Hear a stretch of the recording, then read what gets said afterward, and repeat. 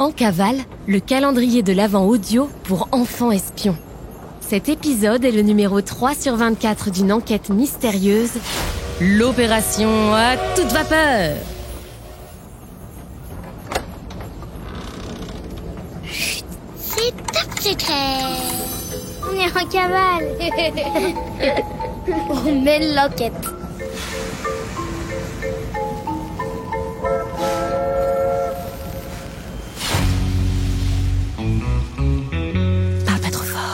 Opérateur téléphonique spécialiste en ligne secrète soutient cette enquête de haut niveau de l'Académie des enfants espions. Parle pas trop fort. Permet aux espions depuis des générations de passer les coups de fil les plus secrets et les plus urgents. Parle pas trop fort. Solution téléphonique secrète pour enquêteurs confirmés. Astro est coincé depuis 18h hier soir dans la salle d'attente de la gare de l'Avent. Mais ce temps d'attente n'a pas été perdu, car grâce à votre aide, elle a réussi à retrouver les deux enfants, Sacha et Noé. Enfin, deux enfants et un oiseau, car Sacha ne va nulle part sans Jean Jacasse, un oiseau multicolore.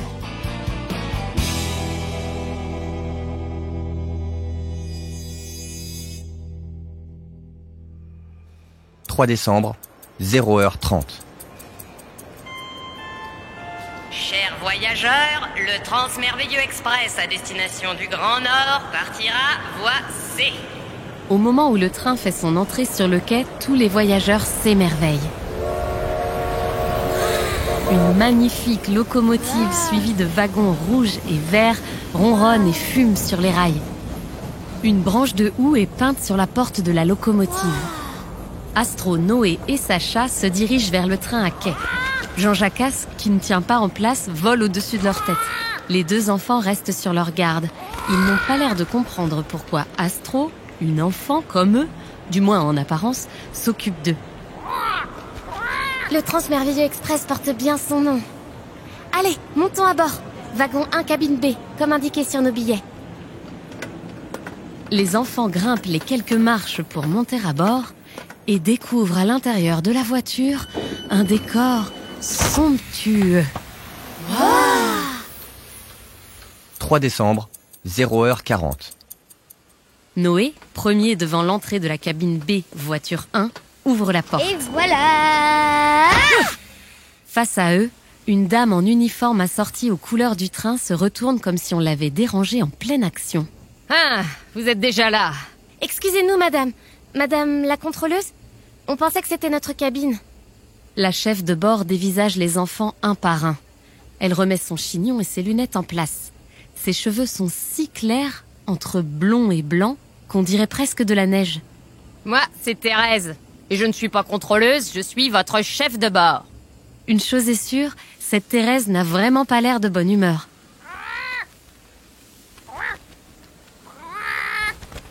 Jean Jacasse, qui voltait dans le couloir, s'engouffre dans la cabine en battant des ailes pour finalement se poser nonchalamment sur le chignon de Thérèse. Misère de misère.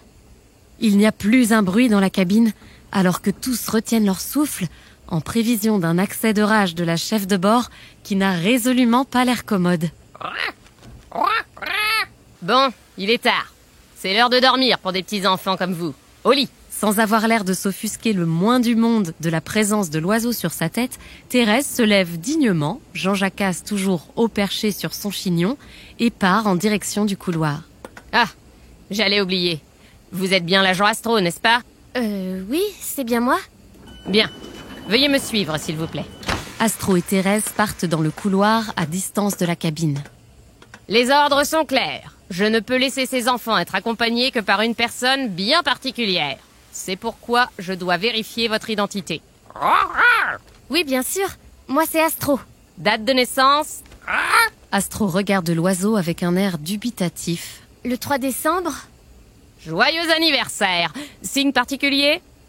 Une tache de naissance en forme de sardine sur mes côtes droites. C'est tout? L'oiseau Jean Jacasse, toujours perché sur la tête de Thérèse, penche la tête comme s'il attendait la réponse d'Astro. Oui, c'est tout. Je peux savoir... Mot de passe? Quoi? Mot de passe. Mais de quoi vous parlez? J'ai besoin du mot de passe. Je suis les instructions à la lettre. La personne qui accompagne les enfants doit dire le mot de passe. Astro reste bouche bée. Vous ne partirez pas sans avoir prononcé le mot de passe. Soit vous l'avez, soit vous ne l'avez pas. Ce n'est pas mon problème. Je vous laisse quand même un peu de temps pour le trouver.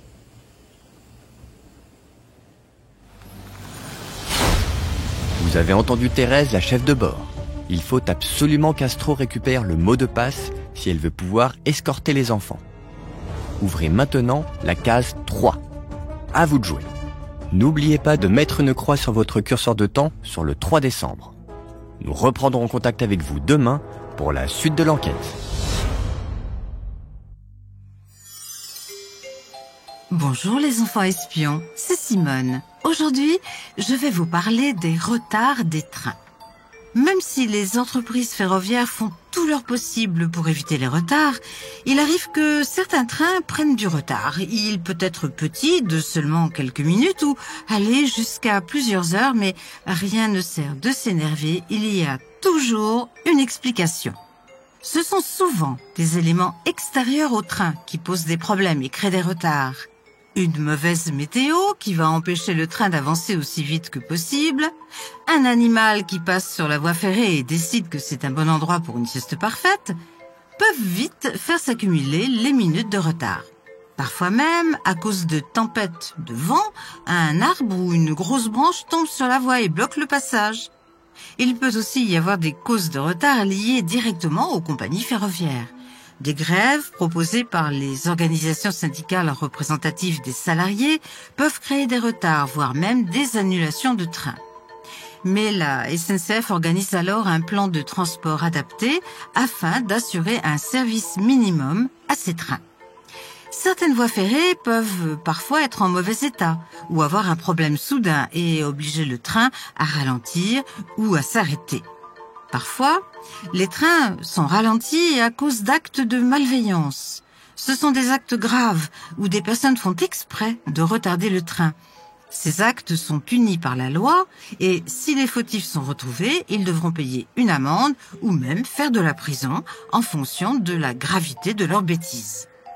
Dans certains pays, avoir du retard est très mal vu de tout le monde. Au Japon, par exemple, un train très rapide du nom de Shinkansen a un retard moyen d'1 minute pour une année. Ces trains sont très rapides et roulent sur des voies ferrées créées uniquement pour eux.